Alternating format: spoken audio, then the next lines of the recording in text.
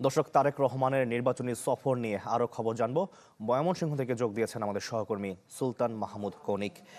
Conic, আপনি আগের খবরে যেমনটা জানাচ্ছিলেন, দুপুর 2:30টা নাগাদ তারেক রহমান আসার কথা রয়েছে।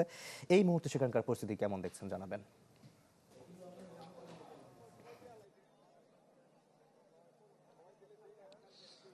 শাকিল, এই মুহূর্তে নেতাকর্মীরা এই সার্কিট হাউস মাঠে জড়ো হতে শুরু করেছেন। আমরা দেখেছি যে বেশ কিছুক্ষণ আগে থেকে দূর দূরান্ত থেকে নেতাকর্মীরা যারা আছেন তারা এই সার্কিট হাউস মাঠে আসছেন।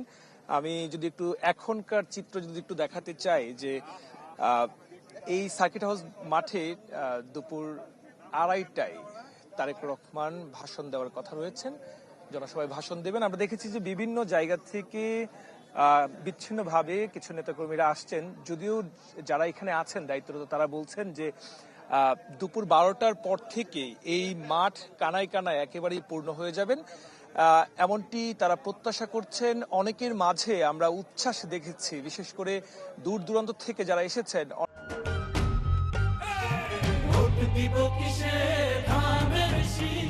অনেকে এসেছেন নেত্রকোনা থেকে, ধুবাউড়া থেকে, ময়মনসিংহের শেরপুর, জামালপুর, যেহেতু 4 জেলার লোকজনের সম্মিলন ঘটছে এখানে। এর বাহিরে টাঙ্গাইল, আশপাশের জেলা কিশোরগঞ্জ, সেখান থেকেও অনেক নেতাকর্মীরা আসছেন। অনেক সাধারণ উৎসুক মানুষও কিন্তু এই মাঠে কিন্তু তারা জড়ো হচ্ছেন। প্রত্যেকেরই কথা যে তারেক রহমানকে খুব কাছ থেকে তারা দেখতে চান এবং তার কথা শুনতে চান।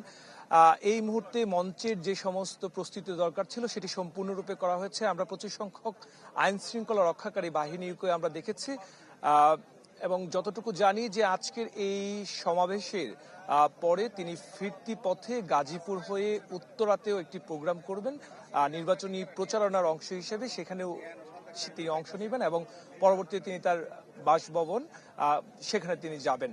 তো এই মুহূর্তে নেতাকর্মীরা আসছেন এবং জড়ো হচ্ছেন। ধারণা করা হচ্ছে যে দুপুর 2টোর আগে এই মাঠ, সার্কিট হাউস মাঠ পুরো কানায় কানায় পূর্ণ হয়ে যাবেন।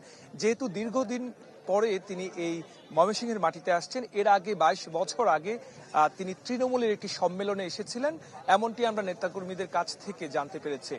অনেকটা উচ্ছ্বাস নিয়ে অপেক্ষা করছেন নেতাকর্মীরা যারা আছেন। তারা বলছেন যে নেতা সামনে যেহেতু নির্বাচন, অনেক ধরনের নির্দেশনা দিবেন, পাশাপাশি ময়মনসিংহের উন্নয়নের জন্য অনেক কথা বলবেন। নেতার কথা শোনার অপেক্ষায় মূলত মানুষজন জড়ো হচ্ছেন এই সার্কিট হাউস ময়দানে। শাকিল। জি, ধন্যবাদ আপনাকে। দর্শক, ময়মনসিংহে তারেক রহমানের নির্বাচনী সফর নিয়ে আমরা জানছিলাম।